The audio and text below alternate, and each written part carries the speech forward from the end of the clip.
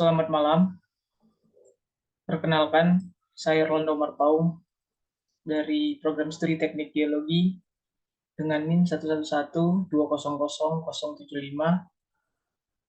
berkenanan untuk memaparkan seminar proposal saya dengan judul Geologi, Alterasi, dan Mineralisasi terhadap Prospeksi Emas di Tumpang Pitu, Banyuwangi, Jawa Timur.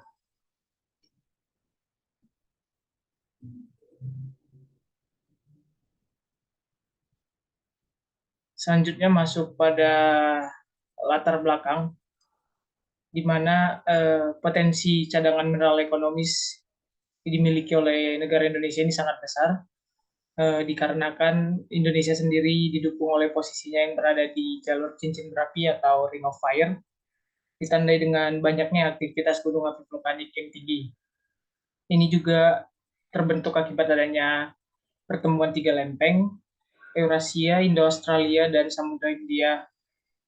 Akibat interaksi ini juga terbentuklah jalur magmatik, yang mana ada kaitannya nantinya dengan keberadaan mineral ekonomis, seperti salah satunya adalah emas dalam bahasan kali ini. Kemudian semakin berkembangnya zaman, keperluan emas juga semakin meningkat, yang mengakibatkan perlunya eksplorasi emas baru untuk mendapatkan cadangan emas baru juga. Endapan mineral emas pada umumnya berasosiasi dengan endapan hidrotermal yang berkaitan dengan aktivitas vulkanisme dan magmatisme. Endapan porfiri dan endapan epithermal merupakan tipe endapan yang telah terbukti menghasilkan emas, dengan tipe endapan epithermal dapat menghasilkan 12,3 ton atau 13% emas dunia menurut Hedenquist dan Haribas tahun 1999. Oleh karena itu, penelitian ini dilakukan dalam rangka mencari emas demi terpenuhinya kebutuhan emas yang semakin tinggi.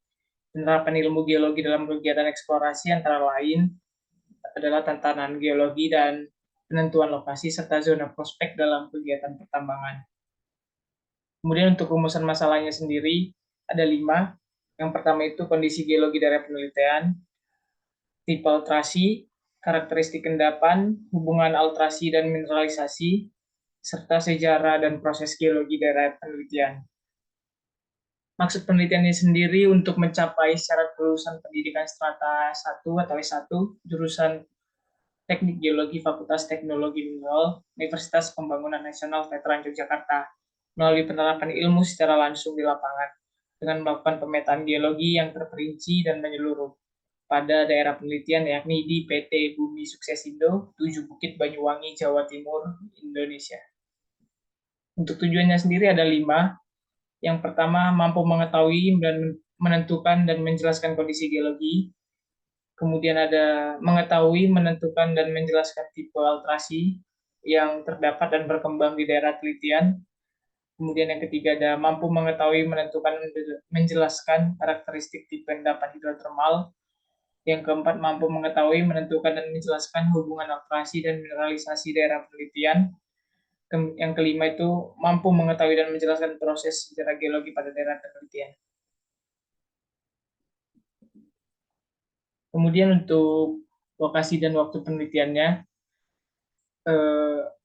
penelitian tugas akhir ini berada di daerah PT Bumi Suksesindo, 7 Bukit Banyuwangi, Jawa Timur, Indonesia.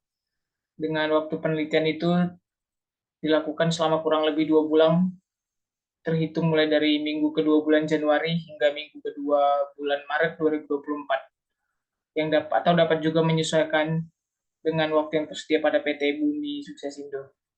Berikut adalah tabel rencana jadwal kegiatan penelitiannya.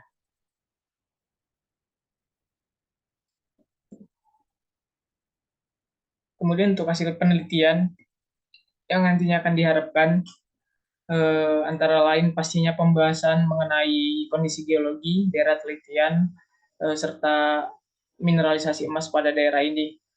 Untuk outputnya sendiri yang diharapkan adalah peta lintasan dan lokasi pengamatan, peta geomorfologi dan penampang sayatan geomorfologi, peta geologi dan penampang sayatan geologi, peta zonasi alterasi dan penampang sayatan alterasi, peta persebaran mineralisasi, analisis petrografi, analisis mineralogi, analisis XRF, dan juga laporan. Kemudian untuk alur penelitiannya sendiri, yang pertama-tama itu ada kajian pustaka, di mana ini merupakan tahap awal penelitian, pengkajian literatur, hasil penelitian terdahulu, interpretasi peta topografi, foto udara, dan SRTM untuk sebagai gambaran awal mengenai daerah telitian. Kemudian dilakukan juga pembuatan peta pola pengaliran, geomorfologi, perencanaan lintasan, dan peta geologi tentatif sebelum kita melakukan kegiatan di lapangan. Kemudian ada persiapan lapangan. Persiapan lapangannya kurang lebih mempersiapkan segala peralatan dan kebutuhan yang diperlukan selama kegiatan lapangan seperti paleogeologi, kompas, peta, alat tulis, dan lain-lain. Kemudian masuk pada penelitian lapangan, di mana penelitian lapangan ini ada beberapa tahapan. Pertama, observasi dan deskripsi litologi. Kemudian yang kedua ada pengukuran struktur geologi, ada pengambilan sampel dan foto, kemudian melakukan measuring section atau MS.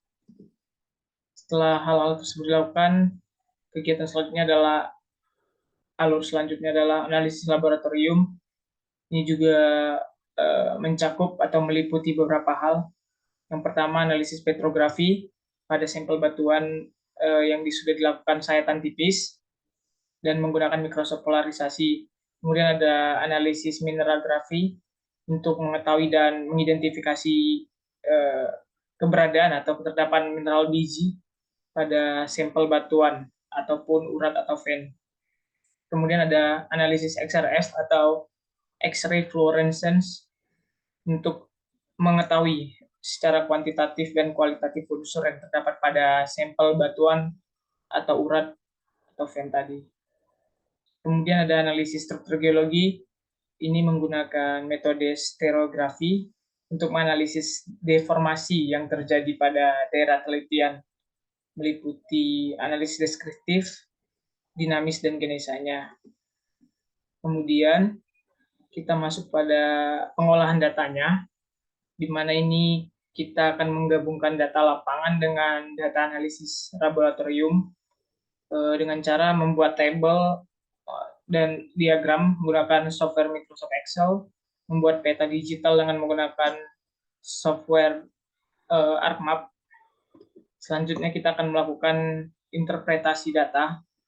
Ini untuk menyimpulkan hasil penelitian berdasarkan data yang didapat, diolah, dan telah dikonsultasikan bersama pembimbing lapangan.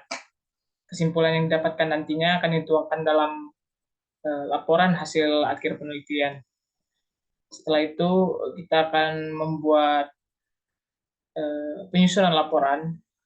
Ini tahapan di mana data yang telah dikumpulkan tadi sebelumnya disimpulkan dalam bentuk laporan, dipastikan untuk bahwa data yang disajikan nantinya telah mendapat persetujuan dari PT Bumi Sukses Indo dan dosen pembimbing, sehingga nanti penelitian ini dapat bermanfaat bagi semua pihak dan dapat menjadi wawasan bagi pembaca. Selanjutnya untuk tinjauan pustaka, yang pertama itu ada sistem hidrotermal sendiri. Ini merupakan sistem sirkulasi fluida panas dengan suhu 5 sampai lebih besar dari 500 derajat Celcius, baik lateral dan vertikal, pada temperatur dan tekanan yang bervariasi di bawah permukaan bumi. Menurut P. Ratchnor 1992. Secara garis besar, sistem hidrotermal dikontrol oleh sumber panas dan sumber fluida larutan hidrotermal, sisa pendingin magma yang mampu merubah mineral yang telah ada sebelumnya dan membentuk mineral-mineral tertentu bersifat silika yang kaya alumina, alkali, dan alkali tanah yang mengandung air dan unsur-unsur volatil. Interaksi antara batuan hidrotermal dengan batuan yang terlaluinya atau wall rocks-nya akan menyebabkan terubahnya mineral primal menjadi mineral sekunder. Proses terubahnya mineral primal menjadi sekunder ini akibat interaksi batuan dengan larutan hidrotermal. Inilah yang disebut dengan proses alterasi hidrotermal. Kemudian masuk pada bahasan alterasi hidrotermal. Ini merupakan suatu proses interaksi antara fluida hidrotermal dengan batuan dinding yang dilewatinya menyebabkan terjadinya perubahan pada unsur kimia, tekstur, dan mineraloginya, sehingga nanti akan menyebabkan perubahan pada mineral primal dan menjadi mineral lubahan. Ini juga tergantung, alterasi ini tergantung beberapa faktor, antara lain karakteristik batuan yang dilalui, konsentrasi dan proses selama aktivitas hidrotermal, kondisi tekanan dan temperatur fluida pada aktivitas reaksi berlangsung, karakterisasi fluida yang berhubungan dengan nilai pH dan EH dari fluida yang bersangkutan. Kemudian masuk untuk tipe alterasinya, berdasarkan himpunan mineralnya, pH dan temperatur larutan di hidrotermal, maka zona alterasi dapat dibagi menjadi beberapa zona. Yang pertama ada zona potasik. Kehadiran pada zona ini mineralnya adalah kalfeldspar, biotit, magnetit, dan kuarsa, berdekatan dengan sumber intrusi biasanya, dan temperatur fluidanya mencapai 300 derajat Celcius dengan salinitas dari fluida yang tinggi. Kemudian ada zona propilitik, dicirikan dengan kehadiran mineral klorid, epidot, serisit, albit, kalsit, dan anhidrit. Zona ini terbentuk di temperatur 200 sampai 300 derajat Celcius dengan pH netral alkali dengan salinitas yang beragam. Kemudian ada zona phylic, dicirikan dengan kehadiran mineral kuarsa, serisi, dan pirit. Terbentuk pada kisaran temperatur 230 sampai 400 derajat Celcius dengan pH asam hingga netral dengan salinitas yang beritas. Kemudian ada zona algerik, di mana ini dicirikan dengan kehadiran mineral lempung seperti kaulinit, ilit, smektit, dan monromolinit. Dengan temperaturnya ini berkisar antara 1 sampai 300 derajat Celcius dan pH fluidanya asam hingga netral. Kemudian ada zona argilik lanjut, untuk temperatur tinggi dicirikan dengan kehadiran mineral pirofilit, diaspor, andeslusit, turmalin, dan kuarsa. Temperatur berkisar 250 sampai 350 derajat Celcius. Sementara untuk yang temperatur rendahnya ini di kisaran 180 derajat Celcius yang dicirikan dengan kehadiran mineral kaulinit, alunit, kalsedon, kuarsa, dan pirit.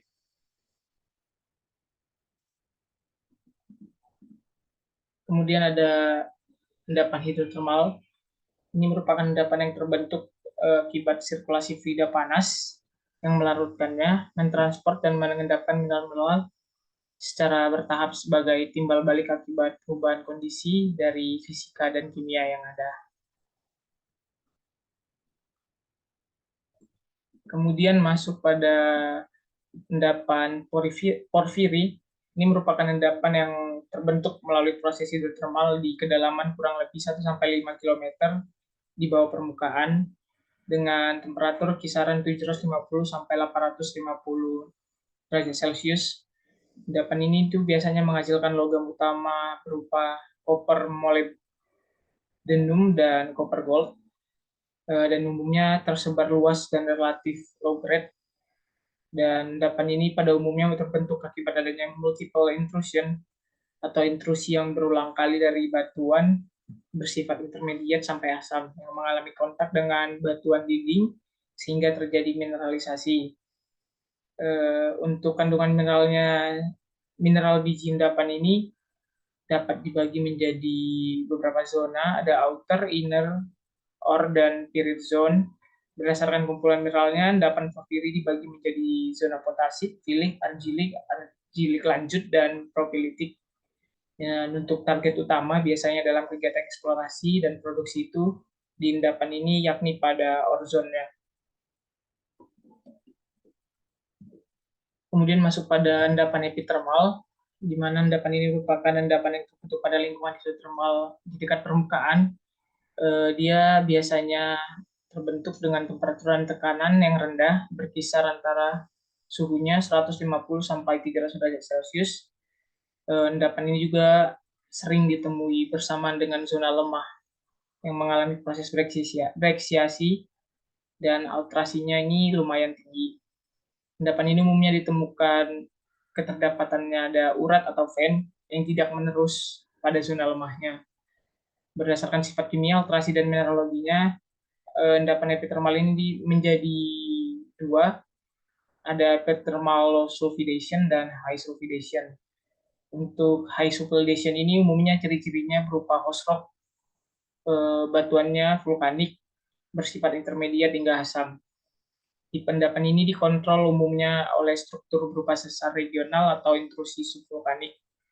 Lalu ada untuk endapan epithermal high sulfidation ini terbentuk oleh sistem fluida hidrothermal dari intrusi magmatik dalam yang bergerak secara vertikal dan horizontal melalui rekahan di batuan dengan suhu relatif antara 200 sampai 300 derajat Celcius.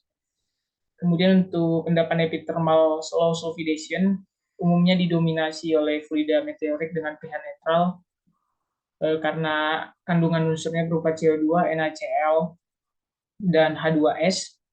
Endapan ini umum terbentuk akibat pergerakan fluida sisa magma, bergerak dia menjauhi dari tubuh si intrusinya dan bercampur atau berinteraksi dengan fluida meteoroid di dekat permukaan. Struktur yang berkembang pada sistem ini biasanya berupa urat, cavity filling, urat breaksi, tekstur coliform, dan sedikit rugi. Kemudian masuk bahasan selanjutnya adalah geologi regional ya, di mana fisiografi dan morfologi regional di Jawa sendiri menurut Van Bevelen 1949 dibagi menjadi 7 satuan. Ada pegunungan selatan, busur vulkanik quarter, zona pusat depresi Jawa, zona kendeng, zona depresi Randu Blatung, zona Rembang Madura, dan dataran aluvial Jawa Utara. Untuk lokasi penelitian ini sendiri berada di daerah pertambangan PT Bumi Sukses 7 Bukit, Banyuwangi, Jawa Timur. Untuk fisiografisnya ini di dalam zona pegunungan selatan berumur Oligosen sampai Miosen, terdiri dari morfologi perbukitan. Dan di zona ini juga terdiri atas batuan silisi klastik, vulkanik, dan karbonat. Jadi zona ini juga menjadi 3 subzona, dibagi menjadi 3 subzona, subzona Baturagung, subzona Wonosari, dan subzona Gunung Sewu. Untuk stratigrafinya sendiri secara regional di daerah Jawa Timur dibagi menjadi 3 zona, Rembang, Kendeng, dan Pegunungan Selatan, dipisahkan oleh 3 sistem ketidakselarasan. Yang pertama itu ada basement. Hingga saat ini sebenarnya basement ini tidak pernah ditemukan di daerah Jawa Timur dan baru ditemukan tersingkap di kompleks Karangsambung dan perbukitan Jigo. Untuk batuan yang tersingkap di daerah-daerah tersebut dari kompleks oviolit dan potongan dari busur kepulauan. Kemudian ada yang sistem pertama, di mana sedimentasi terjadi pada awal Kenozoikum awal dengan hasil endapan membentuk ketidakselarasan yang bersudut dengan basementnya. Endapan pada sistem ini berupa endapan konglomerat yang diendapkan sekuen transgresif berupa batu bara, konglomerat, lempung, dan pasir kuasa yang termaksud dalam formasi Nanggulang berumur Eosen tengah. Kemudian untuk sistem kedua, sedimentasinya ini terjadi pada Oligosen Miosen berupa material vulkanik yang menutupi sebagian zona pegunungan selatan. Hal ini menandakan kegiatan vulkanik yang aktif pada masanya, menghasilkan endapan berupa batuan andesit riolit, debu vulkanik, tuff kristal, pumice, lava dome, dan aliran lava.